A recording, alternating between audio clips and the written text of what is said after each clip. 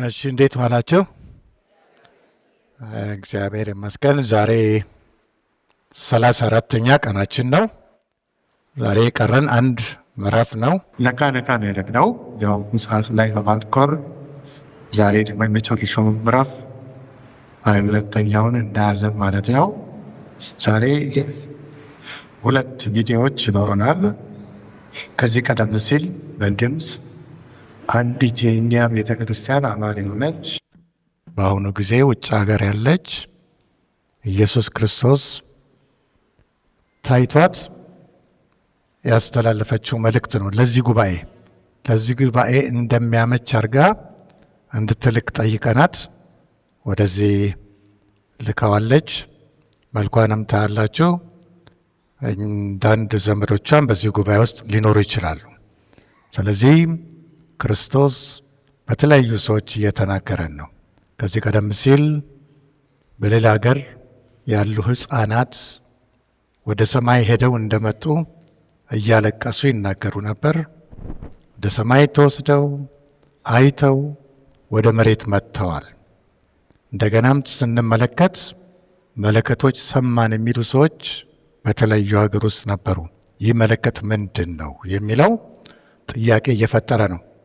ስለዚህ አማኞች ልክ አሁን በአምልኮ መንፈስ እንዳለነው አይነት መንፈስ ይዘን በኢየሱስ ክርስቶስ ፊት መቆየት ይገባናል ማለት ነው። እንደዚህ እንዳመለክ ነው ጌታ ኢየሱስ ክርስቶስ ቢመጣ በጣም እድለኞች ነበርን። ሆኖም ጉባኤውን ደግሞ ብፁዕ የሆነ ጉባኤ ነው። የድሬዳዋ ክርስቲያኖች ሰዓታችንን ጠዋትም ቤተ ክርስቲያን ተካፍለን ከሰዓት ደግሞ ለትምህርት ጉጉት ኖሮ እንደዚህ መምጣት ትልቅ ነገር ነው። ዮሐንስ ራእይ ምዕራፍ 1 ቁጥር 3 ላይ ምን ይላል? ይህን መጽሐፍ ራእይን ማለት ነው የሚያነበው የሚሰሙትና በውስጡም የተጻፈውን ትንቢት የሚጠብቁ ብፁዓን ናቸው ይላል።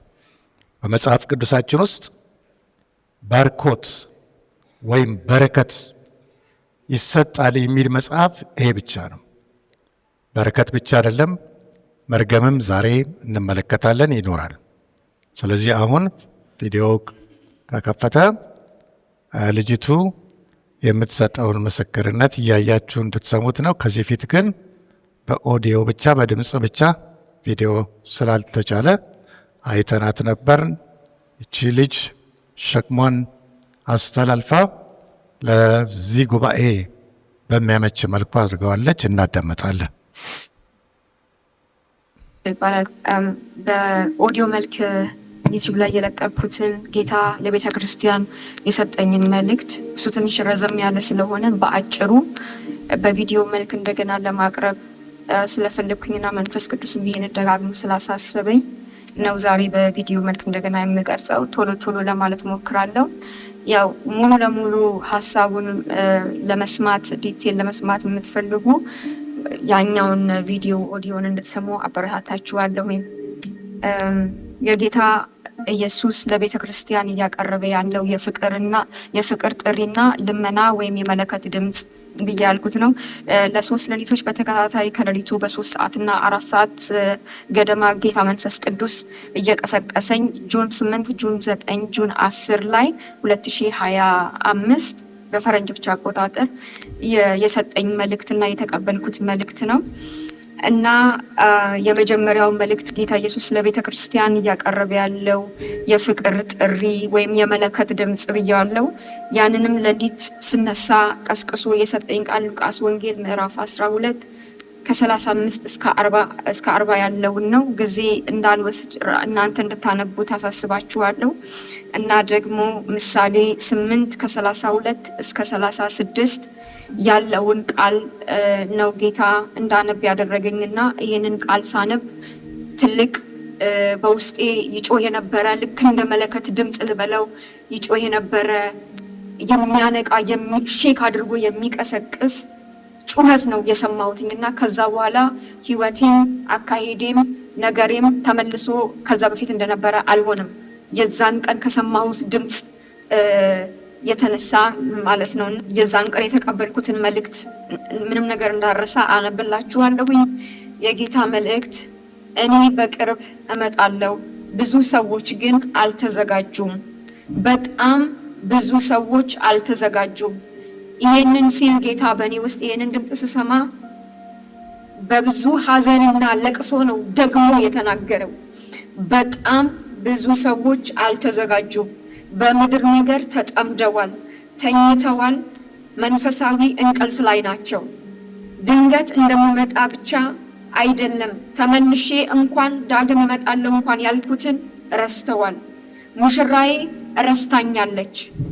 እኔ በቅርብ ድንገት እመጣለሁ፣ ሙሽራዬ ግን አልተዘጋጀችም እያለ ጌታ ሲያለቅስ ሰማሁት።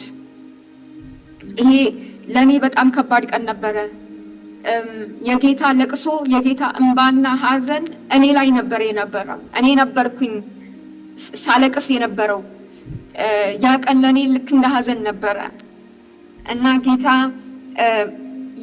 የዛንም ቀን ነው በውስጤ ይህን መረዳት የሰጠኝ። ስለ መጋቢዎች፣ ስለ አስተማሪዎች፣ ስለ መሪዎች ቤተ ክርስቲያንን ለንጥቀት፣ ስለ ጌታ መምጣት፣ ስለ ጌታ ድንገት መመለስ፣ ስለ ዝግጅት፣ ስለ መጠባበቅ እንደማያስተምሩ ጌታ በመጋቢዎች ላይ በጣም እንዳዘነ የዛን ቀን ሲናገር ሰምቻለሁኝ።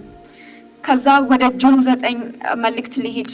ጁን 9 አሁንም ሌሊት ወደ 3 ሰዓት ተኩል ገደማ ነው መንፈስ ቅዱስ የቀሰቀሰኝ። ይህንን አስቸኳይ የግብዣ ጥሪ ብየዋለሁ። የትንቢተ ኢሳይያስ ምዕራፍ 55 ቁጥር 6 እስከ 13 ያለውን ቃል ክፍል ጌታ መንፈስ ቅዱስ እንዳነብ አደረገኝ። እግዚአብሔር በሚገኝበት ጊዜ ፈልጉት፣ ቀርቦም ሳለ ጥሩት የሚለውን ቃል ነው። ሁላችንም በእርግጠኝነት እናውቀዋለን ብዬ አስባለሁ። ከዛ ጌታ አልገባኝም ነበር። ለምንድን ነው ጌታ ወይ እየፈለግኩ አይደለ ወይ? ይኸው ሌሊት እየተነሳው ጾማለሁኝ። ጌታ ምንድን ነው ሐሳብን እንዳልስት እባክህ ብዬ በእንባ እያለቀስኩ እንደገና የዛን ቀን ስጸልይ ቆይቼ የዛን ቀን ደግሞ ጌታ ምሳሌ ምዕራፍ 9 ከቁጥር 1 እስከ 6 ያለውን እንደገና አሳየኝ፣ ነገረኝ። በዛ ቃል እንደገና ተናገረኝ። ይሄ አስቸኳይ የግብዣ ጥሪ ነው። ሰዓቱ ደርሷል። ሰዓቱ አሁን ነው። ጌታ ኢየሱስ አስቸኳይ የምህረት የግብዣ ጥሪ ለቤተ ክርስቲያን ያደርጋል። ጊዜው አጭር ነው። ቀኖቹ አጣዳፊ ወይም አስቸኳይ ናቸው። ተገኝቼ ሳለው ፈልጉኝ ብዬ ጥሪ እያቀረብኩላችሁ ነው። የኖህ ዘመን እንደነበረ የሰው ልጅ መምጣት እንዲሁ ይሆናልና ሲበሉና ሲጠጡ ሲያገቡና ሲጋቡም እንደነበረ አሁን ጥሩኝ ነው የሚለው ጌታ። አሁን ጥሩኝ፣ አሁን ፈልጉኝ። የምህረት መስኮት ለአጭር ጊዜ ክፍት ነው። የምህረት ጊዜ ለአጭር ጊዜ አለ። ቤተ ክርስቲያንን ከወሰድኩኝ በኋላ እኔን ማግኘት ከባድ ነው ወይም አይቻልም። አሁን ተገኝቼ ሳለው ፈልጉኝ። አሁን ፊቴን ፈልጉ። የመከራው ጊዜ ሲመጣ ከባድ ነው እኔን ማግኘት፣ ከባድ ነው መዳን፣ ከባድ ነው ማምለጥ። ጁን 10 2025 እንደገና በሶስተኛው ቀን የተቀበልኩት መልእክት ይሄ ነው። አሁንም ሌሊት 3 ሰዓት ከ50 አካባቢ ይህንን ማስጠንቀቂያ ብየዋለሁ። ትንቢተ አሞጽ ምዕራፍ 5 ከቁጥር 1 እስከ 9 ያለውን ክፍል ጌታ እንዳነብ አደረገኝ። በአጠቃላይ ይሄ ክፍል የሚናገረው ይሄ ትንቢታዊ ማስጠንቀቂያ ነው። ስለ እስራኤል ንስሐ ባለመግባት ጌታ በጣም አዝኖ የሐዘንና የቁጣ ቃል የሚናገርበት ክፍል ነው። ይሄንንም ሄዳችሁ ራሳችሁ እንድታነቡት አሳስባችኋለሁ። የዛን ቀን በሶስተኛው ቀን በውስጥ የእግዚአብሔር መንፈስ በጣም ተቆጥቶ በጣም የተቆጣ የእግዚአብሔር መንፈስ ነበረ ሴንስ አድርጌ ነበረው። አሁን ለንስሐ ጊዜ አለ፣ ፍርድ ግን የማይቀር ነው። ከዛ በፊት ተመለሱ። የድሮ መነቃቃቶች ወይም የድሮ መንፈሳዊ ልምምዶች አያድናችሁም። በጽድቅና በእውነት ተመላለሱ። አዲስ በሆነ እሳት ተቀጣጠሉ። ይህንን መልእክት ሰምታችሁ ካልተመለሳችሁ ጌታ በሕይወታችሁና በቤታችሁ ላይ መናወጥን የሚያመጣ ሰዎች አላችሁ። ይህን ግን እግዚአብሔር የሚያደርገው ሊያጠፋችሁ ሳይሆን ሊያነቃችሁ ነው። ሊያስነሳችሁ፣ ሊነቀንቃችሁ ፈልጎ ነው። ጥፋት በድንገት መምጣቱ አይቀርምና ፍርድ ሳይመጣ አሁን ተመለሱ። የሰው ልጅ መምጫው ቀርቧልና ተዘጋጅታችሁ ኑሩ፣ አሁኑኑ ወደ እኔ ተመለሱ ይላል ጌታ። ይሄ በአጠቃላይ ከእግዚአብሔር ስለ ቤተ ክርስቲያን የተቀበልኩት መልእክትና መረዳት ነው፣ ሸክም ነው። እግዚአብሔር በብዙ ሰዎች የመንፈሳዊ ህይወትና መንፈሳዊ ልምምድ ደስተኛ አይደለም። የግል ግንኙነትና ህብረት ከጌታ ጋር የላቸውም። ጌታን በግል አያውቁትም። ዓለማዊነት፣ ሌሎች የተለያዩ ጌቶች፣ ዓለማዊ አስተሳሰብና ዓለማዊ ላይፍ ስታይል፣ ከዓለም ጋር ተመሳሳይ የሆነ ህይወት፣ ከዓለም ጋር ህብረት፣ ቅድስና የሌለው ህይወት ጌታ እግዚአብሔር ተለዩልኝ ይላል። እግዚአብሔር እኔን ጠይቁኝ ለዚያ ቀን ምን በቂ ብቁ እንደማያደርጋችሁ ዲስኳሊፋይ እንደሚያደርጋችሁ እኔ ነግራችኋለሁ። ያ ማለት ጌታ ቤተክርስቲያንን ሊነጥቅ ሲመጣ የማትሄዱበትን ምክንያት፣ አብራችሁ የማትነጠቁበትን ምክንያት እኔ አሳውቃችኋለሁ። እኔ ልባችሁን አውቃለሁ ነው ቤዚክሊ የሚለው ጌታ። ልባችሁን አስፈትሹ፣ ልባችሁን መርምሩ፣ ተመለሱ ነው ጌታ የሚለው። እኔ ነግራችኋለሁ። መንፈስ ቅዱስም ለሙሽራው ያዘጋጃችኋል፣ ይሞሽራችኋል። በመንፈስ ቅዱስ ተሞሉ። ከመንፈስ ቅዱስ ጋር ህብረት ማድረግን ጀምሩ። እርሱን አትክፉት፣ ችላ አትበሉት። ቤተ ክርስቲያንን ሊያነጻ፣ ሊያስውብ፣ ሙሽራዋን ሊሞሽርና ሊያዘጋጅ የሚችል እሱ ብቻ ነው። በመንፈስ ቅዱስ ተሞሉ። እርሱ ነው ኃይልና ብርታት የሚሆናችሁ። ይሄ የሞትና የህይወት ጉዳይ ነው። ሙሽራው በቅርብ ይመጣል። ሙሽራው ቅርብ ነው። በማትጠባበቁት ሰዓት ይመለሳል። በእውነት ባልገመትነው ሰዓት፣ እንደምንገምተው እንደምናስበው ሩቅ አይደለም የጌታ መምጫ ሰዓት። አሁን በቅርብ ይመጣል። ይሄ ነው እኔ የተሰጠኝ መረዳት። በዛ መረዳት ውስጥ ነው ያለሁት። ኢማጂን እንደምናስበው አይደለም። እስከዛሬ ድረስ ያ በቸርች ሲሰበክ አንሰማም፣ ሰው ሲያስተምር አንሰማም። ስለ ጌታ መምጣት፣ ስለ እግዚአብሔር መንግስት፣ ስለ ኃጢአት፣ ስለ ቅድስና፣ ስለ ንጥቀት፣ ስለ ሲኦል፣ እግዚአብሔርን ስለመፈለግ፣ ስለ ጽድቅ ህይወት፣ ስለ ቅድስና፣ ስለ መለየት፣ ድንገት ስለመነጠቅ አንሰማም፣ አንማርም። ያ ለምንድን ነው? ምክንያቱም ጌታ በቅርብ ይመጣል ብለን ስለማንጠብቅ፣ ስለማንገምት። ግን ጌታ እያለ ያለው ሙሽራው ቅርብ ነው፣ በማትጠባበቁበት ሰዓት ይመጣል። አሁን የመዘግያ ጊዜ አልፏል። ይህ ጊዜ በእምነታችሁ ዘና የምትሉበት፣ በዓለምና በምድራዊ ነገር የምትዘናጉበት ወይም በመንፈሳዊ ህይወታችሁ ለብ ያለ የምትሆኑበት ጊዜ አይደለም። ተነሽ፣ ንቂ፣ ንቁ ሁኚ። በኢየሱስ ፍቅር ልባችሁ እንደገና ይቀጣጠል ነው የሚለው ጌታ። ያለበለዚያ ግን ጊዜው ያልፋል፣ ይረፍዳል። ጊዜ የለም ቅዱሳን፣ ጊዜ የለም።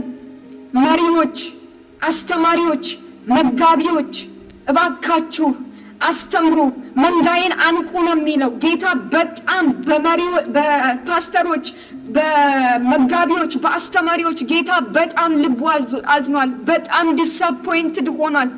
መንጎቹ፣ ህዝቡ እውነቱን አያውቁም፣ አልተዘጋጁም፣ አያዘጋጃቸውም ነው ያለኝ ጌታ። አያነቋቸውም፣ አያስተምሯቸውም።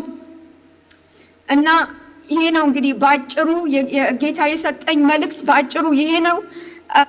ፕሊዝ ይሄንን ሜሴጅ ሲሪየስ አድርጋችሁ ሰዱ ፕሊዝ። እኔ እግዚአብሔር ለምን ይሄንን መልእክት ለእኔ እንደሰጠ ራሱ አላቅም። እኔ ምንም የተለየ ሆኜ አይደለም። እኔ ኢቭን ሲጀመር ድፍረትም ኖሮኝ አይደለም አሁን በእናንተ ፊት እንደዚህ ለመናገር ይሄንን መልእክት ይሄንን ድምፅ ለህዝብ ለማሰማት እኔ ድፍረትም የለኝም። ያን ያህል ብቁም ሆኜ ራሴን አላገኘሁትኝም። ጌታ ግን ሊመጣ ነው። ፕሊዝ ንቁ፣ ፕሊዝ ሲሪየስ አድርጋችሁ ውሰዱ፣ ፕሊዝ ተዘጋጁ፣ ፕሊዝ። ጊዜው አልቋል። በቃ በእውነት ጊዜው አልቋል። የመዘጋጃ ጊዜ እንኳን ለአንዳንዶቻችን በቂ ጊዜ እንኳን የለንም። ይሄ ነው እንግዲህ በአጠቃላይ የጌታ መልእክት። ጌታ ኢየሱስ አብዝቶ ይባርካችሁ። ሙሉ ለሙሉ መስማት ከፈለጋችሁ ኦዲዮን እንድትሰሙ አበረታታችኋለሁ። ጌታ ኢየሱስ አሁንም ጸጋውን ኃይሉን ያብዛላችሁ። የዝግጅት መንፈስ፣ የመንቃትን መንፈስ ጌታ ኢየሱስ በኢየሱስ ስም ይምላባችሁ። እሺ እንግዲህ ያው ልጅቱ እንዳስተላለፈችው መልእክት በተለያየ ዓለም ክፍል ተመሳሳይ መልእክቶች እየመጡ ነው። ምናልባት አንዳንድ ጊዜ በእጅ ያለ ወርቅ አያደምቅ በሚለው አይነት ክብደት ለማንሰጣቸው ነገሮች ሊኖሩ ይችላሉ። ግን ጊዜውን ስንመለከት እኔ እንኳን ድሬዳዋ ከመጣሁ በቸርች ውስጥ ብዙ ሰዎች እየሞቱ በጣም እየገረመኝ ነው። ስለዚህ መሞት እንዳለ ሆኖ ይህም ከክርስቶስ ምጽአት ጋር ተመጣጣኝነት አለው። መቼ እንደምንሄድ ወይም ደግሞ እሱ መቼ እንደሚመጣ እናቅ። ልጅቱ እንደተናገረችው ሉቃስ 21:34 ላይ አንድ ነገር ይናገራል። ነገር ግን በመጠጥ ብዛትና በስካር ስለ ትዳርም በማሰብ ያ ቀን እንዳይደርስባችሁ ለራሳችሁ ተጠንቀቁ ይላል። ዛሬ ቅድም እንዳለችው የኖህና የሎጥ ዘመን ምልክቶች የሚታይበት ነው። እንዲህ እንኳን እየሆነ ሰዎች ቅድሚያ የሚሰጡት ለስጋዊ ነገር ነው። መንፈሳዊ ነገርን ቅድሚያ እንስጥ። ይህ ጉባኤ በጣም የተባረከ ጉባኤ።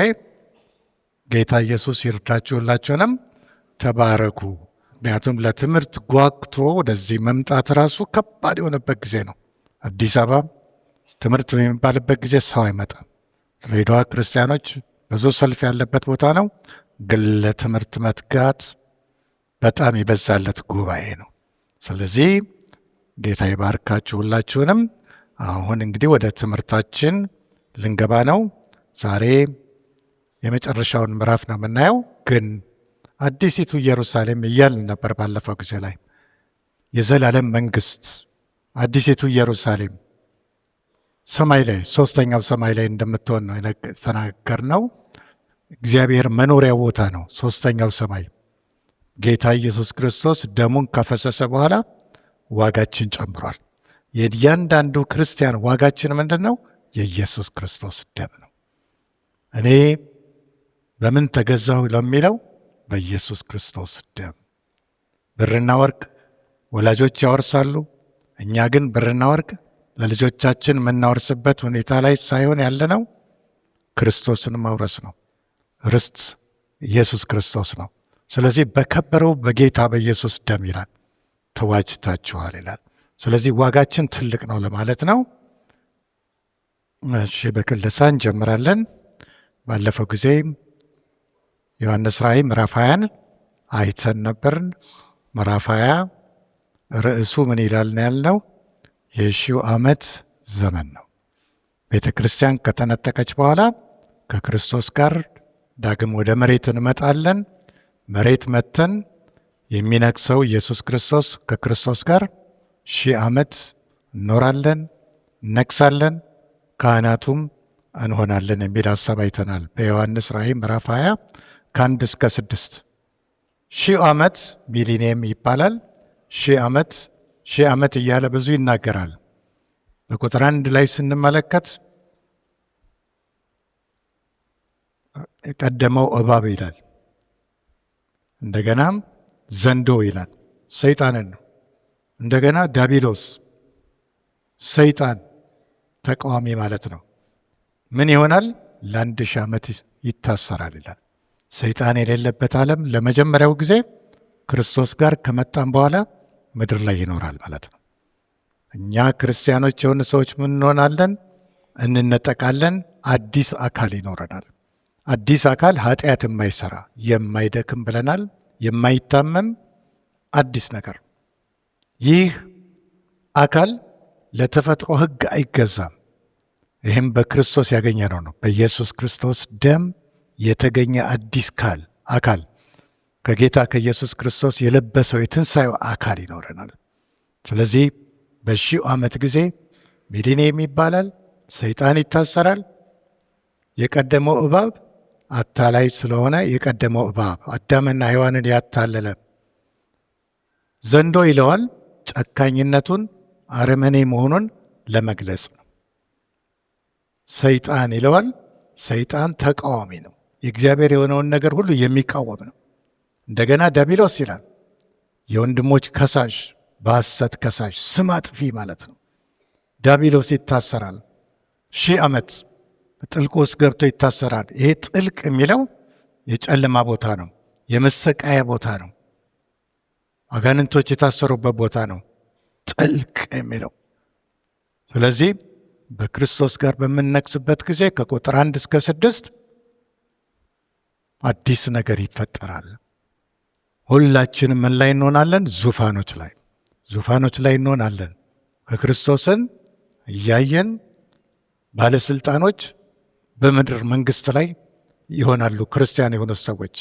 ነገር ግን 1000 ዓመት ላይ እኛ ብቻ ሳንሆን ያለነው በስጋ ደግሞ የሚመጡም ሰዎች አሉ። ክርስቲያኖች ነው የሚጀምሩ 1000 ዓመት።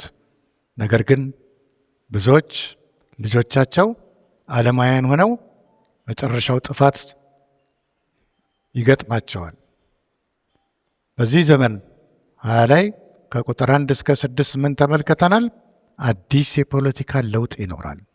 ገዢ ኢየሱስ ክርስቶስ፣ ግዛቱ ፍትህ ባለበት መልኩ፣ ዳኛ፣ የመጨረሻው ዳኛ ኢየሱስ ክርስቶስ ጋር ነው። የዛን ጊዜ ከተማይቱ አዲሲቱ ሳይሆን የእስራኤሏ ከተማ ኢየሩሳሌም ትሆናለች። እቺም ከተማ ምን ትባላለች ይላል በሕዝቅኤል 48:35 ላይ ጀሆቫ ሻማ። ጀሆቫ ሻማ ማለት እግዚአብሔር በዚህ ያለ ነው። ስለዚህ በዚህ ዘመን በዮሐንስ ራእይ ምዕራፍ 20 ከቁጥር 1 እስከ 6 ውስጥ ምን ይሆናል? ኢሳይያስ 11 ቁጥር 9 ላይ ውሃ ባህርን እንደሚከድን ምድር እግዚአብሔርን በማወቅ ትሞላለች ይላል። እግዚአብሔርን ማወቅ የሚሞላበት ዘመን። ምክንያቱም የሚገዛት ምድርን ፍጹም አምላክ ነው ጌታ ኢየሱስ ክርስቶስ። ምድር ምን ትሆናለች? ሰላም። ዛሬ በምናየት አይነት መልኩ አይደለም። እድሳት ይሆናል መሬት ላይ ብለናል። እድሳት ይኖራል። የኢኮኖሚ ለውጥ ይኖራል። ዛሬ ብዙዎች ሰዎች እየተራቡ ናቸው ያሉት፣ እየተጠሙ ናቸው ያሉት። ምንም ማድረግ አይቻልም። ጦርነት አሁን ያሰጋል።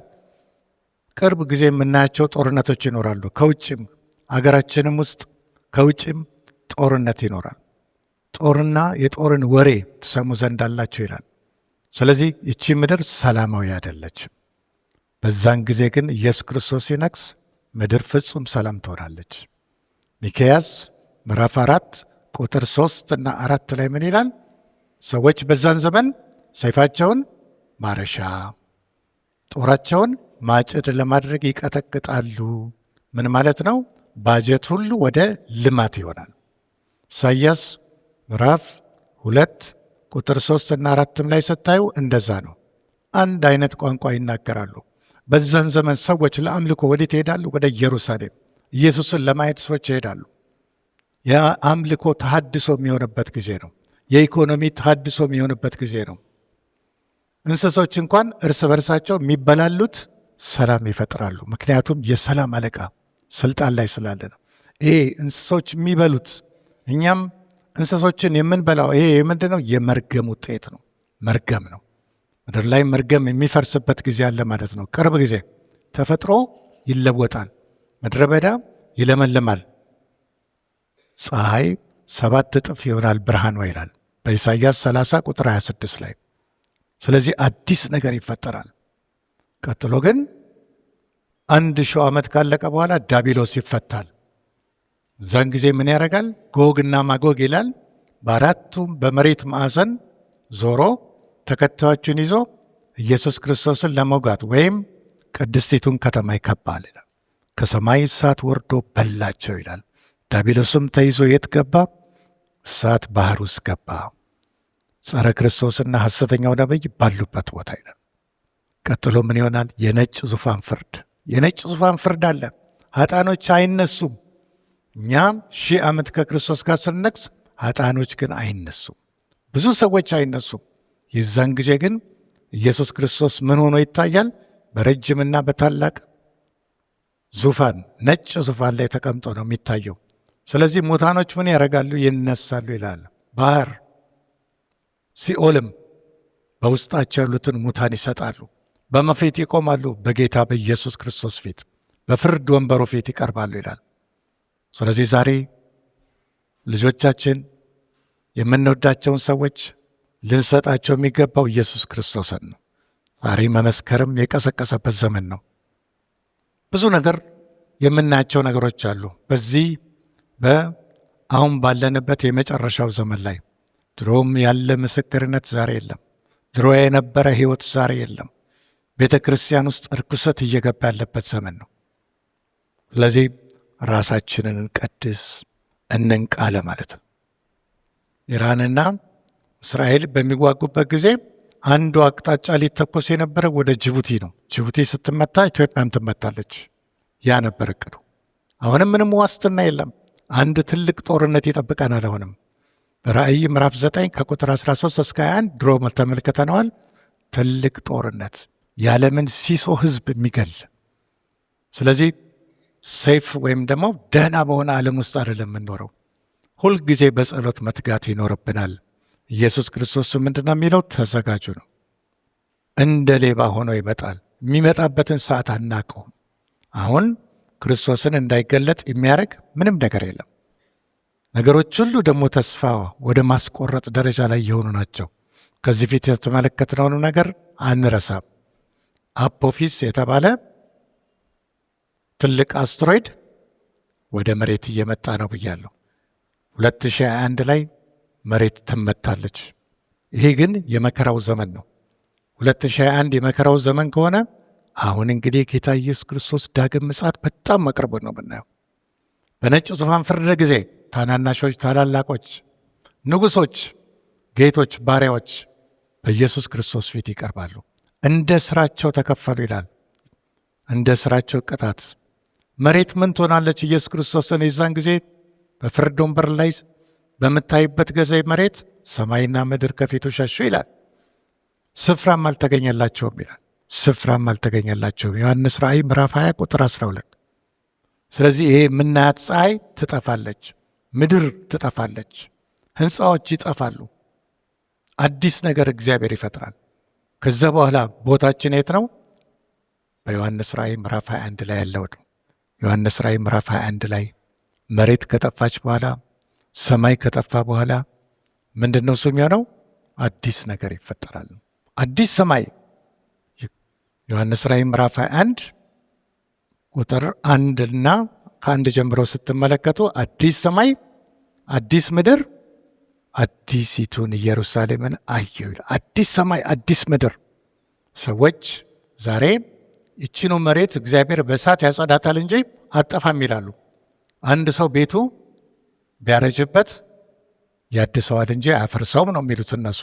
ግን ብራንድ ኒው አዲስ ነገር ይፈጠራል፣ አዲስ ነገር እሰራለሁ ነው የሚለው እግዚአብሔርም።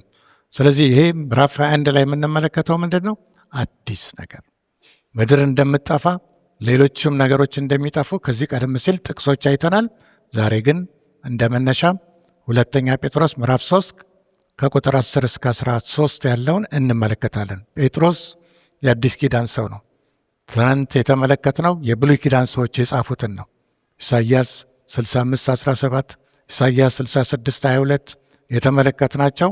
መዝሙረ ዳዊት 102 ቁጥር 25 እና 26 ሰማያት በሙሉ እንደ መጎናጸፊያ እንደሚጠፉ እንደሚያረጁ፣ አንተ ግን አንተ ነህ ይለዋል፣ አትለወጥም ነው የሚለው። ስለዚህ አዲስ ነገር ይፈጠራል። ጴጥሮስም ይህን ያሳየናል። እንመለከተዋለን፣ እናነባዋለን። 2 ጴጥሮስ ምዕራፍ 3 ከቁጥር 10 እስከ 13። የጌታው ቀን ግን እንደ ሌባ ሆኖ ይመጣል። በዚያም ቀን ሰማያት በታላቅ ድምፅ ያልፋሉ፣ የሰማይም ፍጥረት በትልቅ ትኩሳት ይቃጠላል፣ ምድርም በእርሷ ላይ የተደረገው ሁሉ ይቃጠላል። ይህ ሁሉ እንዲህ የሚቀልጥ ከሆነ የእግዚአብሔርን ቀን መምጣት እየጠበቃችሁና እያስቸኮላችሁ በቅዱስ ኑሮ እግዚአብሔርንም በመምሰል እንደምን ልትሆኑ ይገባችኋል? ስለዚያ ቀን ሰማያት ተቃጥለው ይቀልጣሉ፣ የሰማይም ፍጥረት በትልቅ ትኩሳት ይፈታል። ነገር ግን ጽድቅ የሚኖርባት አዲስ ሰማይና አዲስ ምድር እንደ ተስፋ ቃሉ እንጠብቃለን። እንደ ተስፋ ቃሉ አዲስ ሰማይና አዲስ ምድር ሲል ይህንኑ አዲሱ እግዚአብሔር ያመጣል ነው የሚሉት። አይደለም። አዲስ ነገር ሲል ፍጹም ሌላ አዲስ ነገር ለማለት ነው። የት ነው ቦታው? አዲሲቱ ኢየሩሳሌም። አዲሲቱ ኢየሩሳሌም ለወደፊት ተስፋ የምናረጋት ጌታ ኢየሱስ ክርስቶስ የሚመጣባት መዝገባችን ያለበት ቦታ ነው።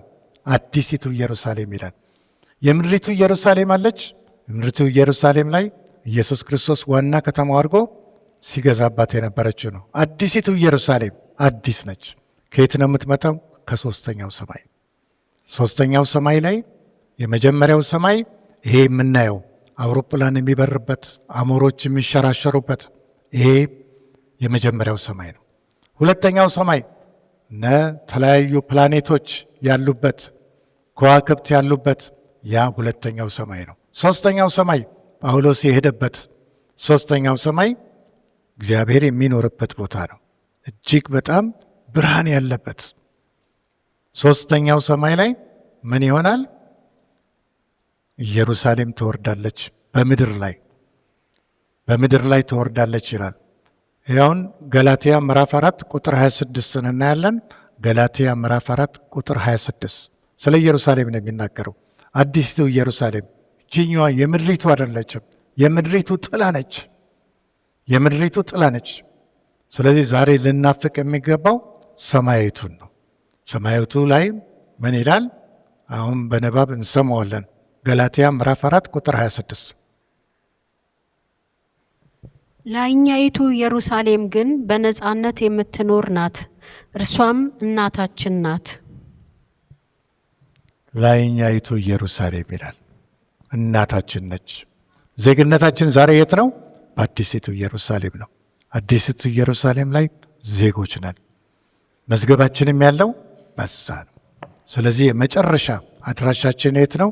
ሶስተኛው ሰማይ ላይ። የአዲስ ኪዳን ክርስቲያኖች ሶስተኛው ሰማይ። እግዚአብሔር ምድርን ሲፈጥር፣ አዳምና ሔዋንን ሲፈጥር ያስቀመጣቸው ቦታ በመጀመሪያው ሰማይ ላይ ኤደን ገነት ውስጥ ነው። ይሄ ኤደን ገነት ውስጥ ምን ሆነ? ኤደን ገነት ውስጥ ሆኖ ኃጢአት ሰራ፣ ከዛም ተባረረ። አሁን ግን በክርስቶስ ደም የተገኘው አዲሲቱ ኢየሩሳሌም ነች።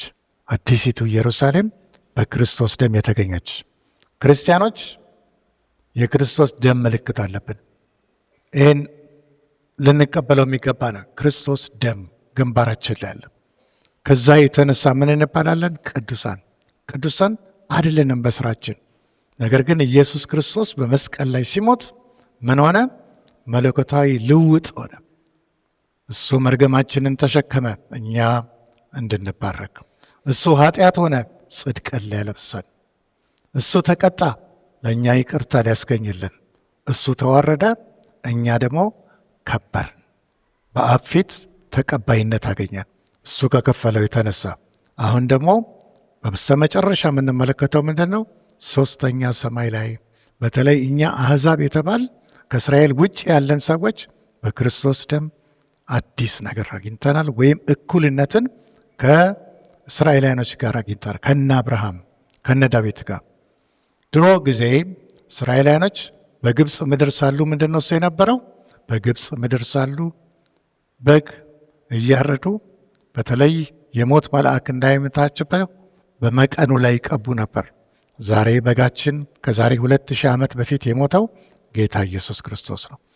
ይህን በዛን ዘመን የሞት መልአክ እንዲያልፋቸው ደሙን ከቀቡት በኋላ መቀኑን የሞት መልአክ ያልፋል። ቀጥሎ ምን አድርጎ ይላል? ተሰብስባችሁ ስጋውን ብሉት ይላል። ዛሬ ስጋ እየበላን ነው። የእግዚአብሔር ቃል የኢየሱስ ስጋ ይህ ነው። ዛሬ አንድ ጋር ሁላችንን እንድንሰበሰብ ያደረገን። አንዳንዶቻችን የመሰረተ ክርስቶስ፣ አንዳንዶቻችን ከሌላ ነገዳችን የተለያየ፣ ቋንቋችን የተለያየ፣ ነገር ግን ይህን ቃል ለመብላት ሁላችንም በህብረት ሰር። ምክንያቱ ጌታ ኢየሱስ ክርስቶስ ነው ለማለት ነው። በዚህ ሁለተኛው ላይ ስለ አዲሲቱ ኢየሩሳሌም የሚናገረው ነገር አለ። ከቁጥር 9 ምዕራፍ 21 ከቁጥር 9 እስከ 21 ያለውን እናነባለን። ትናንትና ጥቂት ነገሮች ቀርተው ስለነበር ነው። ከ9 ቁጥር እስከ 21 ይሄ የሚናገረው ሶስተኛው ሰማይ ላይ ስላለው ነገር ነው። ዮሐንስ በመንፈስ የተወሰደ ሶስተኛው ሰማይ ዮሐንስ ራእይ ነው የሚያየው። ይህን ሁሉ ነገር ተመልክቶ ግን ጻፈው። ለምን? መለኮታዊ መነቃቃት ውስጡ ስለነበር ነው። ይሄ ራእይ በሚታይበት ጊዜ አቅምም ይኖራል ለማስታወስ፣ ለመጻፍ፣ እነዚህን ነገሮች እንዲጽፍ። ስለዚህ ከቁጥር 9 እስከ 21 ከተማይቱ ምን እንደምትመስል ተመልከቱ። ስለ ከተማይቱ ነው የሚገልጽልን። አዲሲቱ ኢየሩሳሌም የዚህ እኛ ያለን አይነት ዓለም አይደለችም። ከቁጥር 9 እስከ 21 7ቱም ኋለኛዎች መቅሰፍቶች የሞሉባቸውን 7ቱን ጽዋዎች ከያዙት ከ7ቱ መላእክት አንዱ መጥቶ ወደዚህ ና፣ የበጉንም ሚስት ሙሽራይቱን አሳይሃለሁ ብሎ ተናገረኝ። በመንፈስም ወደ ታላቅና ወደ ረጅም ተራራ ወሰደኝ። የእግዚአብሔርም ክብር ያለባትን ቅድስቲቱን ከተማ ኢየሩሳሌምን ከሰማይ ከእግዚአብሔር ዘንድ ስትወርድ አሳየኝ።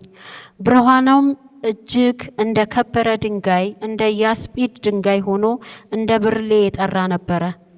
ታላቅና ረጅም ቅጥር ነበራት። 12ም ደጆች ነበሯት። በደጆቹም 12 መላእክት ቆሙ። የ12ቱም የእስራኤል ልጆች ነገዶች ስሞች ተጽፈውባቸው ነበር። በምስራቅ 3 ደጆች፣ በሰሜንም 3 ደጆች፣ በደቡብም 3 ደጆች፣ በምዕራብም 3 ደጆች ነበሩ። ለከተማይቱ ቅጥር 12 መሰረቶች ነበሯት። በእነርሱም ውስጥ የ12ቱ የበጉ ሐዋርያት ስሞች ተጽፈው ነበር። የተናገረኝም ከተማይቱንና ደጆቿን ቅጥሯንም ይለካ ዘንድ የወርቅ ዘንግ ነበረው። ከተማይቱም 4 ማዕዘን ነበራት። ርዝመቷ እንደ ስፋቷ ልክ ነበረ። ከተማይቱም በዘንግ ለካት፣ 12,000 ምዕራፍ ሆነች። ርዝመቷና ስፋቷ ከፍታዋም ትክክል ነው። ቅጥሯንም ለካ 144 ክንድ በሰው ልክ፣ እርሱም በመልአክ ልክ። ቅጥሯም ከያስጲድ የተሰራ ነበረ። ከተማይቱም ጥሩ ብርጭቆ የሚመስል ጥሩ ወርቅ ነበረች። የከተማይቱም ቅጥር መሰረት በከበረ ድንጋይ ሁሉ ተጌጦ ነበር። ፊተኛው መሰረት ኢያስጲድ፣ ሁለተኛውም ሰምፔር፣ ሶስተኛውም ኬልቄዶን፣ አራተኛው መርግድ፣ አምስተኛው ሰርዶንክስ፣ ስድስተኛውም ሰርዲዮን፣ ሰባተኛውም ክርስቶሎምቤ፣ 8ኛው ብርሌ፣ 9ኛው ውራውሬ፣ 10ኛው ክርስጵራስስ፣ 11ኛው ያክንት፣ 12ኛው አሜቴስጢኖስ ነበረ። 12ቱም ደጆች 12 ዕንቁዎች ነበሩ። እያንዳንዱ ደጅ ከአንድ ዕንቁ የተሰራ ነበረ። የከተማይቱም አደባባይ ጥሩ ብርጭቆ የሚመስል ጥሩ ወርቅ ነበረ። ጥሩ ብርጭቆ የሚመስል ጥሩ ወርቅ ነበር ሲል የእግዚአብሔር ክብር ያንጸባረቅበት ነበር ማለት ነው። አንዳንድ ቦታዎች ላይ እንደ ብርጭቆ እንደ ብርሌ ያለ ባህር ይለዋል። ባህር የለም፣ በሰማይ ላይ ባህር የለም። ባህር የማይኖርበት ምክንያት መርገም ነው። ባህር መርገም ነው። ስለዚህ ከተማይቱን ስንመለከት ምንድን ነው እሱ 12 በሮች ነበሯት ይላል። 12 ጌት፣ ይሄ የግቢ በር እንደማለት ነው። 12 በሮች፣ 12 ዘበኞች። ስለዚህ ወደ አዲሲቱ ኢየሩሳሌም ስንሄድ ምን ብለን ነበር? ዘበኞቻችን ምኖች ናቸው? መላእክት። መሬቱን ስንመለከት ወለሉ ወርቅ ዛሬ የከበረ ነገር ነው። ወርቅ የዛን ጊዜ ግን መረገጫ ነው የሚሆነው፣ የምንረግጠው የምንሄድበት ይሆናል። እንደገና 12 በሮች ላይ የ12ቱ የእስራኤል ነገዶች ስም ተጽፎ ነበር ይላል። 12 ነገዶች። እንደገና ቅጥሯን ስንመለከት ከ12 መሰረት የተሰራች ነች ይላል። እነዚህም በዕንቁ የተሰሩ ናቸው።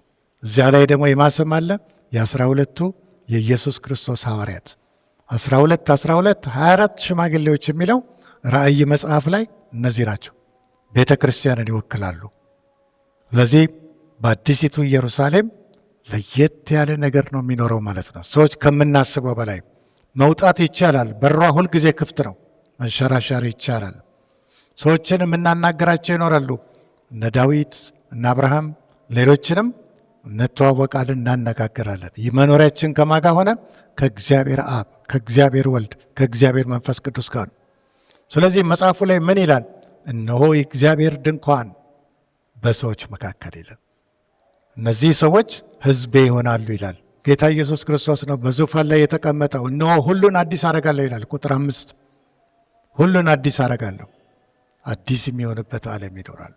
ፈሪዎች ግን በእግዚአብሔር የማያምኑ ውሸታሞች፣ እርኩሶች እድል ፈንታቸው በእሳት ባህር ውስጥ ይሆናሉ። ስለዚህ ምዕራፍ 21 ላይ የምንመለከታት አዲሲቱ ኢየሩሳሌም መልኳን ነው የምታየው። ከቁጥር 22 እስከ 27 ሶስተኛው ክፍል ነው። ሶስተኛው ክፍልን በንባብ እንሰማዋለን። ሁሉንም የሚገዛ ጌታ አምላክና በጉ መቅደሷ ናቸውና መቅደስ በእርሷ ዘንድ አላየሁም። ለከተማይቱም የእግዚአብሔር ክብር ስለሚያበራላት መብራቷም በጉ ስለሆነ ፀሐይ ወይም ጨረቃ እንዲያበሩላት አያስፈልጓትም ነበር። አሕዛብም በብርሃኗ ይመላለሳሉ፣ የምድርም ነገሥታት ክብራቸውን ወደ እርሷ ያመጣሉ። በዚያም ሌሊት ስለሌለ ደጆቿ በቀን ከቶ አይዘጉም። የአሕዛብንም ግርማና ክብር ወደ እርሷ ያመጣሉ። ለበጉም በሆነው በሕይወት መጽሐፍ ከተጻፉት በቀር ጸያፍ ነገር ሁሉ ርኩሰትና ውሸትም የሚያደርግ ወደ እርሷ ከቶ አይገባም። ከተማይቱን ስንመለከት ብርሃን አላት። ብርሃኑ የእግዚአብሔር ክብር ነው።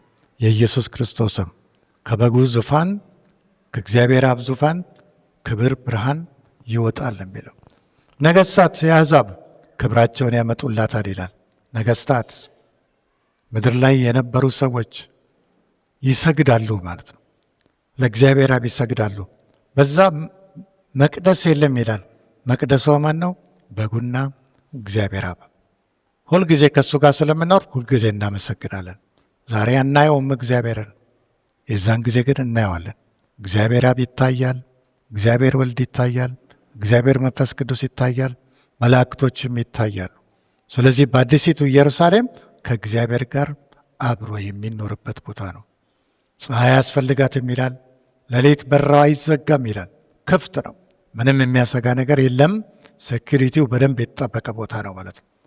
ስለዚህ በምዕራፍ 21 ላይ የምንመለከታት የዘላለም መንግስት ወይም አዲሲቱ ኢየሩሳሌም፣ የዘላለም መንግስት ወይም አዲሲቱ ኢየሩሳሌም ከፊታችን የሚጠብቀን ይሄ ነው። ዛሬ ስጋዊ ነገሮችን በብዛት ቅድሚያ የምንሰጥ፣ ለመንፈሳዊ ነገር ትኩረት የማናደርግ ጥንቃቄ ያስፈልጋል። ምዕራፍ 22ን ነው ዛሬ የምንጨርሰው፣ የመጨረሻው ነው። ምዕራፍ 22ን ስታዩ ከቁጥር 1 እስከ 5 የመጀመሪያው ክፍል ነው። ከቁጥር 1 እስከ 5 ዮሐንስ ራእይ ምዕራፍ 22 ከቁጥር 1 እስከ 5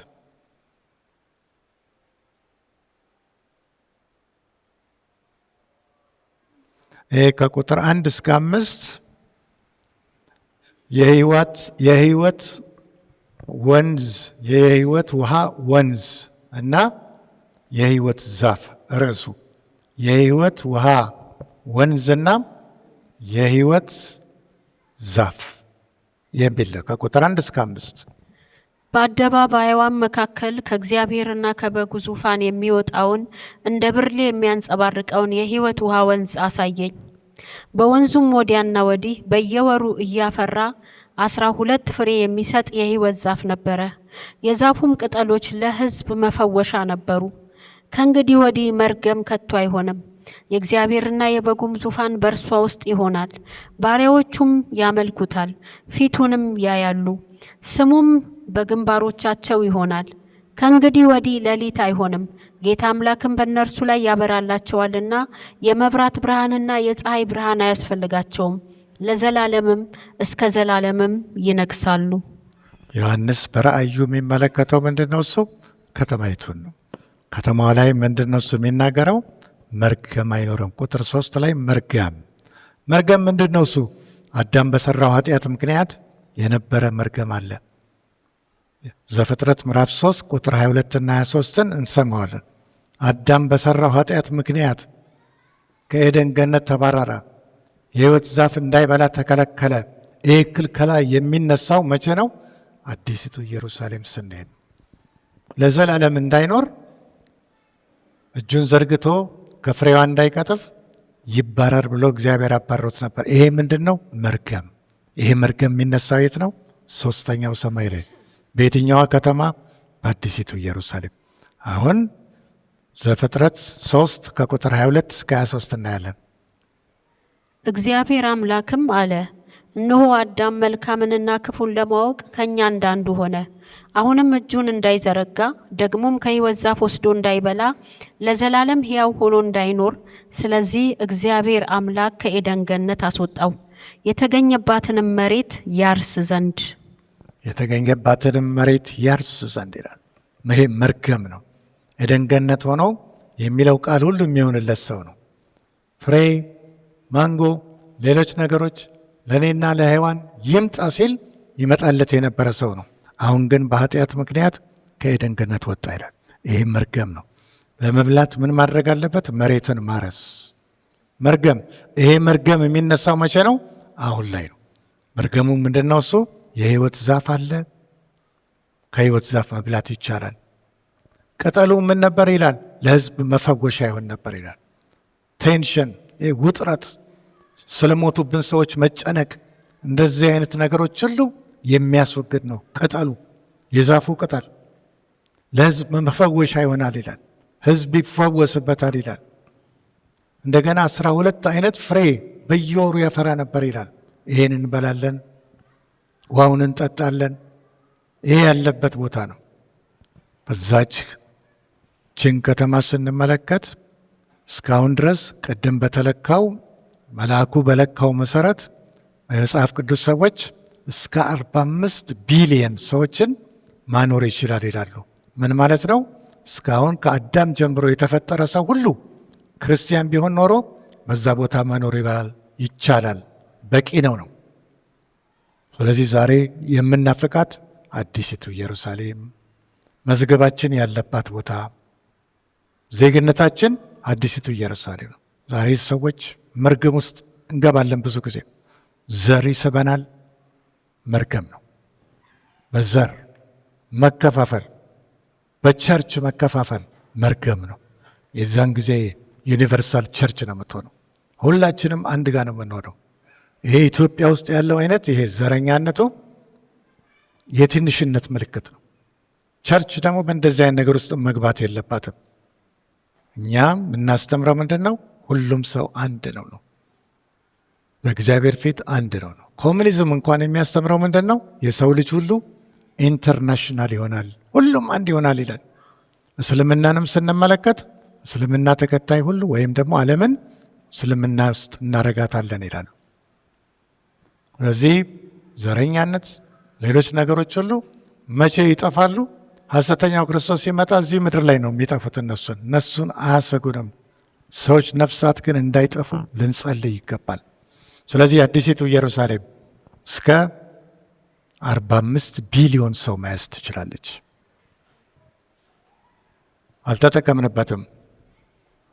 ቀጥሎ የምንመለከተው የመጨረሻው ምስክርነት ከቁጥር 6 እስከ 15 ርዕሱ ምንድን ነው? የመጨረሻው ምስክርነት።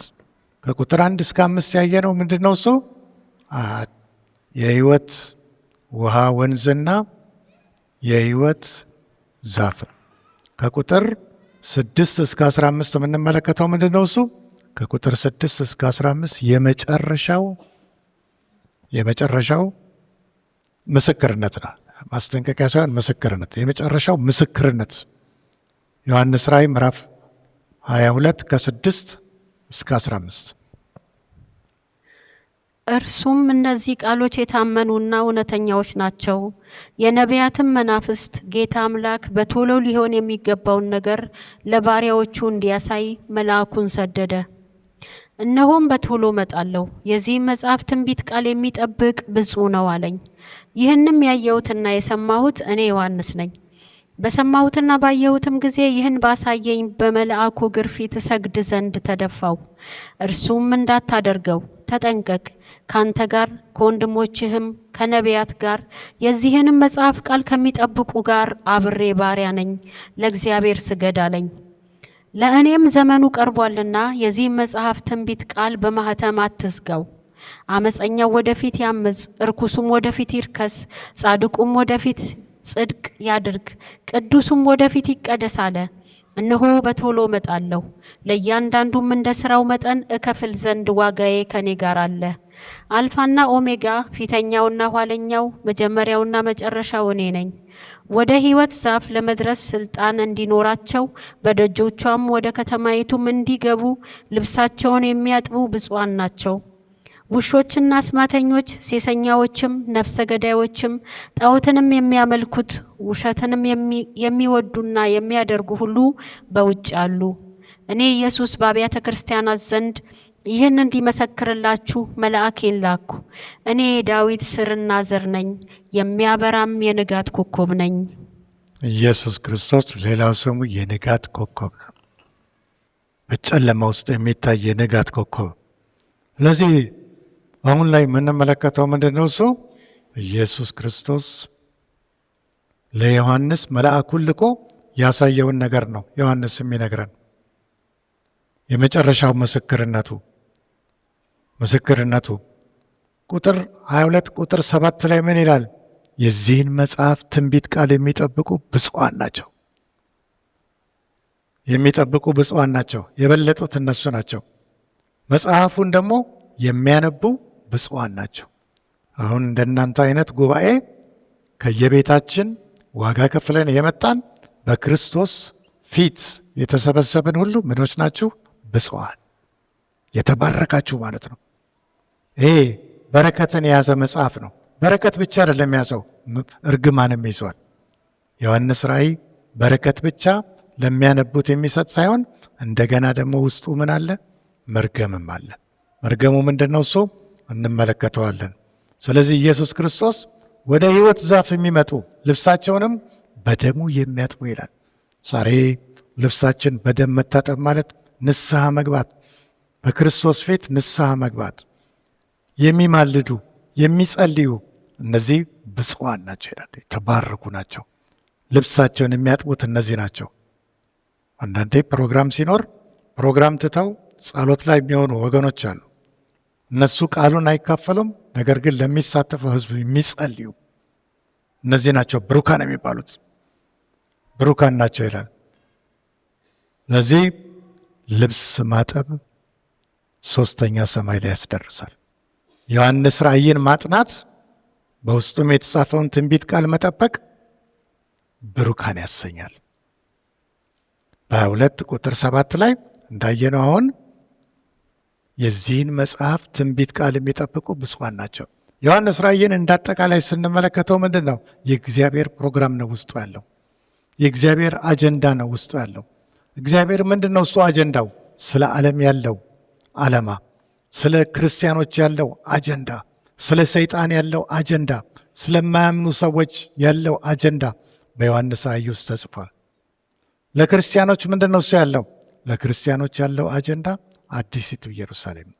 ለሰይጣን የእሳት ባህር ነው። ለኃጢአተኞች ከሰይጣን ጋር እሳት ባህር ውስጥ መጣል ነው። ይህ ነው። ስለዚህ በአንድ ቦታ ላይ ስትመለከቱ ዮሐንስ ራእይ ምዕራፍ 5 ላይ ምን ይላል? አንድ መጽሐፍ ነበረ።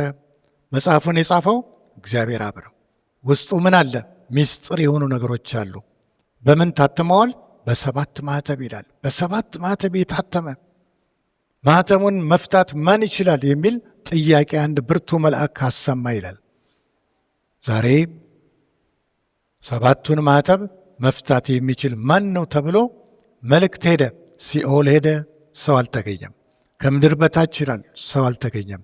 ነገር ግን መጨረሻ ላይ ዮሐንስ በሚያለቅስበት ጊዜ ምን ተባለ? አታልቅስ ነው። ምንድን ነው እሱ? መጽሐፉን እንኳን መፍታት ሳይሆን ሊመለከተው እንኳን የተገባ ሰው አልነበረም ይላል። ዛሬ ኢየሱስ ክርስቶስ ይህን ማኅተም በምኑ ፈታው? በደሙ ነው። የኢየሱስ ክርስቶስ ደም ሶስተኛ ሰማይ ላይ የሚያደርስ ምናችን ነው ብለን ነበር ከዚህ ፊት። ማስተር ኪ ስማቸው የእግዚአብሔር አብ የእግዚአብሔር ወልድ ስም ምን ላይ ተጽፏል? ግንባራቸው ላይ ይላል። ሶስተኛ ሰማይ ላይ ያሉት ሰዎች ዛሬ ወደ መንግሥተ ሰማያት ለመግባት አይዲ ካርዳችን ማን ነው? የኢየሱስ ክርስቶስ ደም ነው። ኢየሱስ ክርስቶስ ደሙ ምንድን ነው እሱ ብለን ነበር? ማስተር ኪ፣ ሁሉን ነገር መክፈት የሚችል ኢየሱስ ክርስቶስ ደም። ስለዚህ ማኅተቡ ላይ ጠብ ሲል ማኅተቡ ተፈታ። ዓለም ወዴት ሄደች? ወደ ፍጻሜ አሁን እየመጣን ያለ ነው። የእግዚአብሔር ሐሳብ ሊፈጸም ነው ያለው። ዓለም ልጠፋ ነው ያለችው። ይህን ነው የሚነግረን። ማኅተሙን የፈታው የኢየሱስ ክርስቶስ ደም ነው። ስለዚህ የዓለምን አጀንዳ እንዲፈጽም ኃላፊነት የተሰጠው ጌታ ኢየሱስ ክርስቶስ ነው። ጌታ ኢየሱስ ክርስቶስ ሶስተኛም ሰማይ ላይ የምናየው አምላካችን ነው። ሶስተኛው የምንመለከተው ምንድን ነው? እሱ የመጨረሻው ጥሪ፣ የመጨረሻው ማስጠንቀቂያ እና ቡራኬ። ከዛ ከ16 እስከ 21 ያለውን እናነባለን። ከ16 እስከ 21 እኔ ኢየሱስ በአብያተ ክርስቲያናት ዘንድ ይህን እንዲመሰክርላችሁ መልአኬን ላኩ። እኔ የዳዊት ሥርና ዘር ነኝ፣ የሚያበራም የንጋት ኮከብ ነኝ። መንፈሱና ሙሽራይቱም ና ይላሉ። የሚሰማም ና ይበል፣ የተጠማም ይምጣ፣ የወደደም የሕይወትን ውሃ እንዲያው ይውሰድ። በዚህ መጽሐፍ የተጻፈውን የትንቢት ቃል ለሚሰማ ሁሉ እኔ መሰክራለሁ። ማንም በዚህ ላይ አንዳች ቢጨምር እግዚአብሔር በዚህ መጽሐፍ የተጻፉትን መቅሰፍቶች ይጨምርበታል።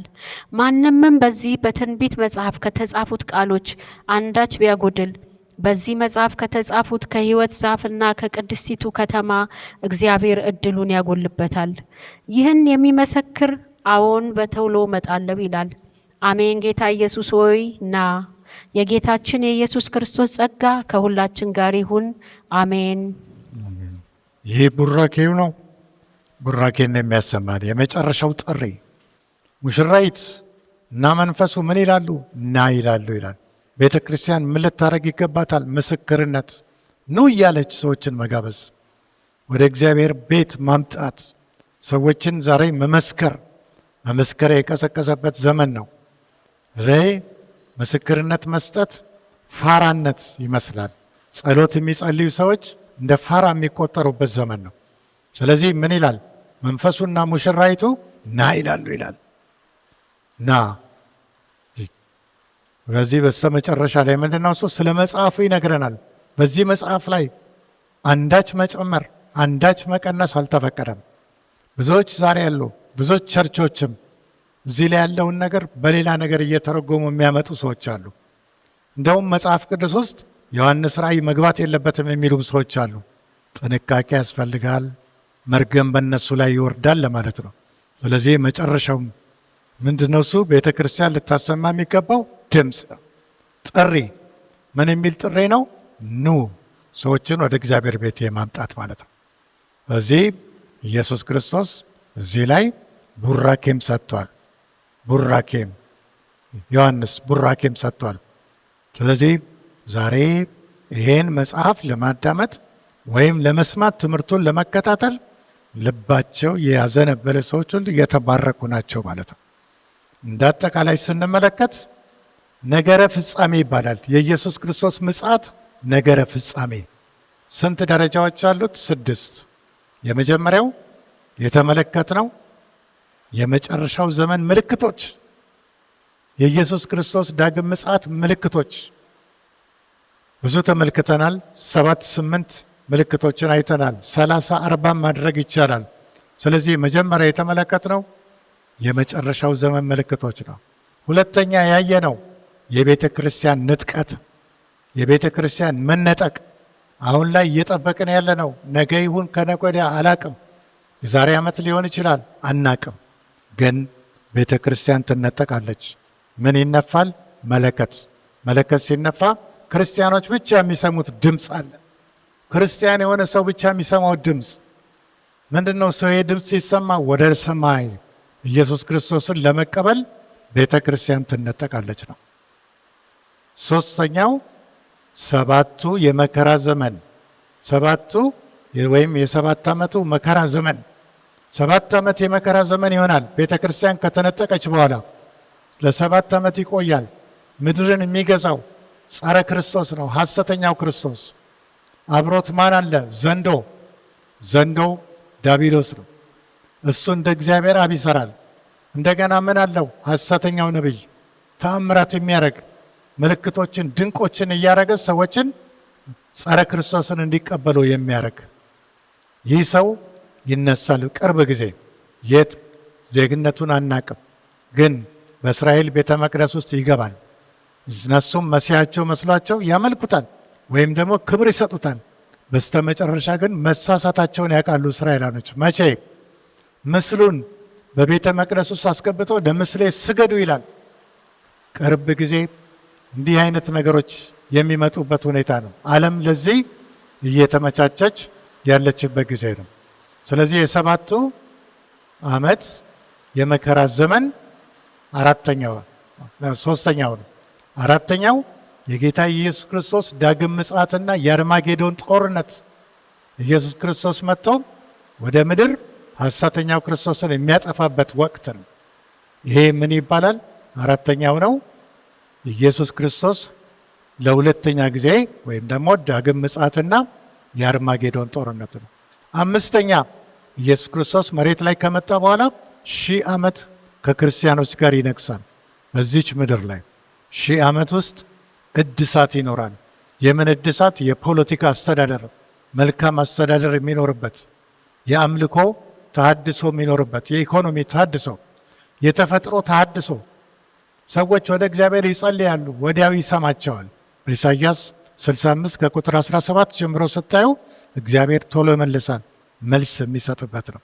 ምክንያቱም የዛን ዘመን የነገሰው የሰላም አለቃ የዘላለም አምላክ ጌታ ኢየሱስ ክርስቶስ ነው። አሁን የነገሰው በምድሪቱ ኢየሩሳሌም ላይ ነው። ይቺ ምንድነች? ጥላ ነች። የየትኛዋ ጥላ? የሰማይቱ። ሙሴን ስትመለከቱ በብሉይ ኪዳን ህዝቡን መራ ለ40 ዓመት፣ ግን ወደ መራባት ቦታ ወደ ከነአን አልገባም፣ ወደ ተስፋይቱ ምድር። ለምንድን ነው እግዚአብሔር እንዳይገባ ያደረገው? ሙሴ የህግ ሰው ነው። ህግን ሰርቶ ሰው አይጸድቅም። ነገር ግን በጸጋ ዛሬ መዳን ሆኖልናል። ሙሴ ጻድቅ የነበረ ሰው ነው። ብድራቱን ትኩር ብሎ ተመልክቶ የነበረ አይኖቹ የተከፈተለት ሰው ነበር። ነገር ግን ህግን ፈጽሞ ሰው አይድንም። ስለዚህ ወደ ተስፋይቱ ምድር እግዚአብሔር እንዲያስገባቸው ማንን አረገ? ኢያሱን ነው። ስለዚህ ዛሬ የምድራይቱ ኢየሩሳሌም ሳትሆን ሰማያዊቱን ኢየሩሳሌምን ዛሬ ሁላችንንም ለመውረስ ያብቃን። እዚህ ጋር 22ኛው ምዕራፍ እንጨርሳለን። ቅርብ ጊዜ ውስጥ ትምህርቶቹ ፖስት ስለሚደረጉ ዩቲዩብ ላይ መመልከት ወይም መጽሐፉን ትምህርቱን ያመለጠን ሰዎች መከታተል ትችላላችሁ። ተባረኩ።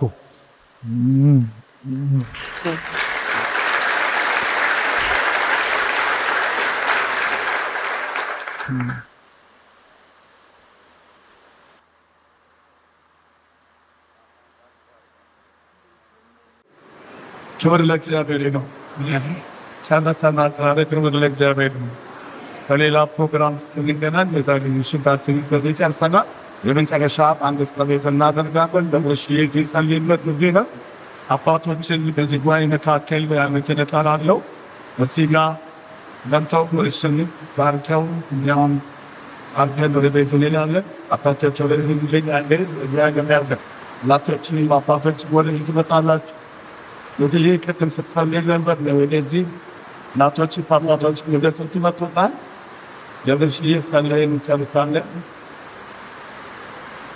ጉባኤውን እግዚአብሔር ፍቅርና ይዟለው ሁላችን አምላካችንና አባታችን በዘላለም ፍቅርህ የወደድከን ከገሃነመ እሳት ፍርድ ያስመለጥከን፣ አሁን ደግሞ እግዚአብሔር ሆይ በመንግሥተ ሰማይ ልታስገባን እንድንነቃ እንድንዘጋጅ ባሪያህን ይህንን መልእክት አሸክመህ ወደኛ ስለላክልን እናመሰግንሃለን። እግዚአብሔር አባታችንና አምላካችን ሆይ በወንድማችን ብርሃኑ በኩል አልፈህ የምንዘጋጅበትን የምንነቃበትን መንገዳችንን የምናስተካክልበትን ከዚህ ዓለም ራሳችንን የምንለይበትን አገልግሎታችንን አጥብቀን የምንይዝበትን ዘመኑን የምንዋጅበትን እግዚአብሔር ሆይ ከአንተ ጋር የሚያጣብቀንን ትምህርት ስለሰጠህን እናመሰግንሃለን። አቤቱ አምላካችንና አባታችን እግዚአብሔር ሆይ በዚህ ወንድማችን በኩል አልፈ ስለሰራህን ስላነቃህን ገንዘባችን አድርገን የምንይዘውን ቃልህን ስለሰጠህን እናመሰግንሃለን። አቤቱ አምላካችንና አባታችን እግዚአብሔር ሆይ ቃልህን አጥብቀን እንድንይዝ እግዚአብሔር አባታችንና አምላካችን ሆይ ይህን ትምህርት ከተማርን በኋላ ከዚህ በፊት እንደኖርነው ሳይሆን በተለወጠና እግዚአብሔር ሆይ ላንተ በሙላት ራሱን በሰጠ ማንነት ባንተ በአምላካችን ፊት በዚህ ሕዝብም ፊት እንድንወጣና እንድንገባ እንድትረዳን እንለምናለን። በተለወጠ ማንነት በታደሰ ሕይወት እግዚአብሔር ሆይ መምጫህን እንድናፋጥን እንድትረዳን እንለምናለን። አምላካችንና አባታችን ቅዱስ እግዚአብሔር ሆይ ስለ ወንድማችን ብርሃኑ እጅግ አድርገን እናመሰግናለን። አቤቱ እግዚአብሔር ሆይ ስለ ባረከው እግዚአብሔር አባታችንና አምላካችን ሆይ ስለ ተጠቀምክበት በሱ በኩል የምንሰራበትን ነገር ስላደረግ ክብርና ምስጋና ውዳሴ ላንተ እናቀርባለን። አሁንም አምላካችንና አባታችን እግዚአብሔር ሆይ ወንድማችንን ብርሃኑን እንድትባርከው እንለምናለን። እግዚአብሔር ሆይ ዘመኑን እንድትባርክ፣ ሕይወቱን እንድትባርክ፣ መውጣት መግባቱን እንድትባርክ፣ ልጆቹንና የልጅ ልጆቹንም እንድትባርክ እንለምናለን። እግዚአብሔር ሆይ በዚህ በዘመኑ መጨረሻ አንተን አምላኩን እስካሁን እንዳከበረ እስካሁን እንዳገለገለ ከዚህ በኋላም ደግሞ እግዚአብሔር ሆይ በበለጠ መሰጠት በበለጠ ትጋት ፈቃድህን አገልግሎ እግዚአብሔር ሆይ ዘመኑን ላንተ ክብር እንዲዋጅ እንድትረዳው እንለምናለን። እጃችንን ወደዚህ ዘርግተን እንባርከዋለን። እግዚአብሔር ይባርክህ። እግዚአብሔር ፊቱን ያብራልህ። እግዚአብሔር ሰላሙን ይስጥ። እግዚአብሔር ዘር ማንዘርህን ይባርክልህ። እግዚአብሔር ዘመንህን ይባርክልህ። በማያልቀው ባርኮት ለእግዚአብሔር መንግሥት ለዘላለም ያብቃ። እግዚአብሔር አባትና አምላክ ሆይ አንተ ታማኝ ነህና ወንድማችንን፣ ቤተሰቡን፣ ዘመኑን ሁሉ ላንተ አደራ አሳልፈን ሰጠን። በጌታ በኢየሱስ ክርስቶስ ስም አሜን። የአምላካችን የእግዚአብሔር ስም ብሩክ ይሁን። አባቶቻችንን እግዚአብሔር ይባርክ። ቅዱሳንን ሁላችሁንም እስከ ዛሬ ድረስ አብራችሁን በዚህ ስለነበራችሁ የበረከቱም ተካፋይ ስለሆናችሁ እግዚአብሔር ይባርካችሁ፣ እግዚአብሔር ያክብራችሁ። ጠዋት ቤተ ክርስቲያን የመሸኛ የማጠቃለያ ፕሮግራም አድርገናል። አሁን ግን ቢያንስ በአባቶች ባርኮት ኳየሩንም ቅዱሳኑንም እግዚአብሔር እንዲባርክ ነው። ስለ ሁሉ ክብር ለእግዚአብሔር ይሁን። ጨርሰናል። በሰላም ሂዱ። ተባረኩ።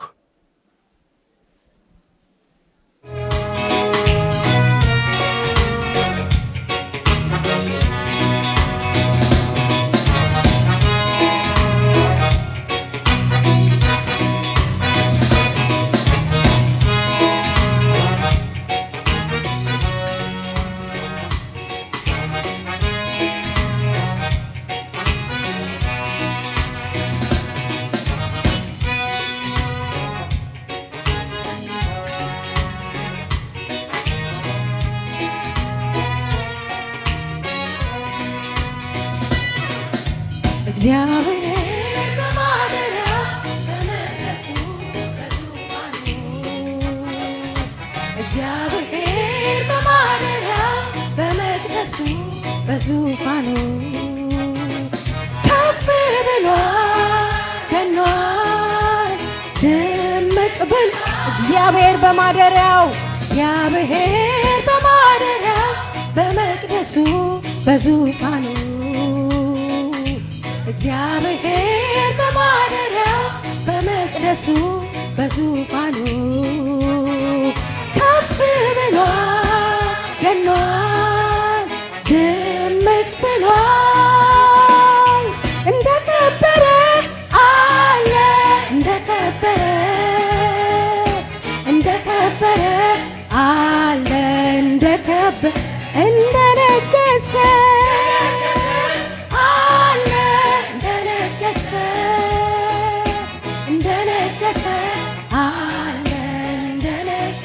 እንደተፈራ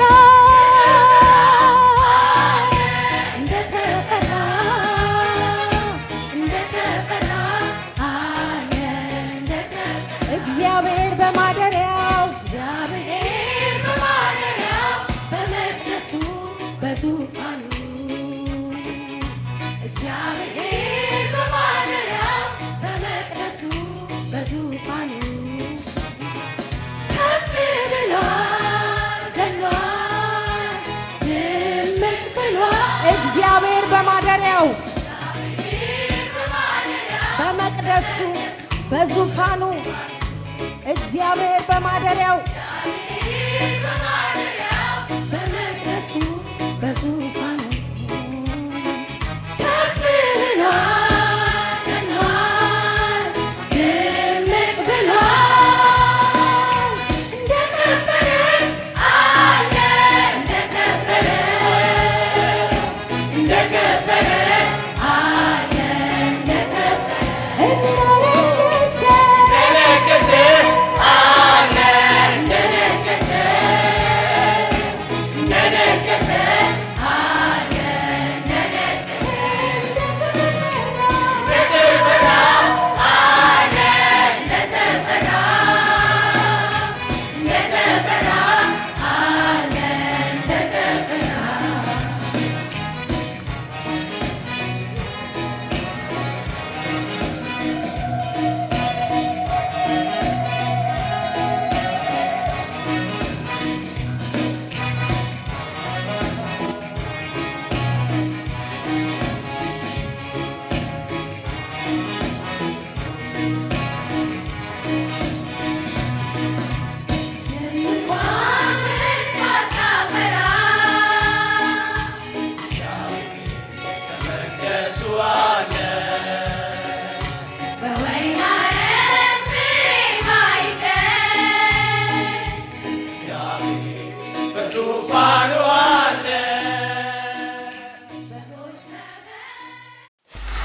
Free audio post-production by alphonic.com.